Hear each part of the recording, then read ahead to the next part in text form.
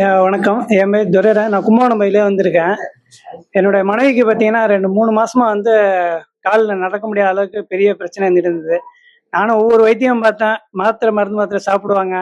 சாப்பிட்டு பார்த்தீங்கன்னா, அன்னைய பொழுது மறுநாள் மறுநாள் பார்த்தீங்கன்னா, திரும்பி பழையபடி அதே பிரச்சனை. தூக்கங்கிறதே கிடையாது. இப்ப ஐயாவோட ஐயாவோட வீடியோல பார்த்தோம்.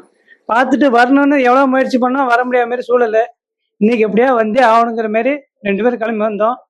வந்த இடத்துல என் ஒய்ஃபுக்கு நல்ல ஒரு மாற்றத்தை ஐயா கொடுத்துருக்காங்க. வந்திருக்கோம் ஐயா கிட்ட போன்ல பார்த்துதான் வந்திருந்தோம். வந்ததும் அன்னதானம் எல்லாம் போட்டாரு.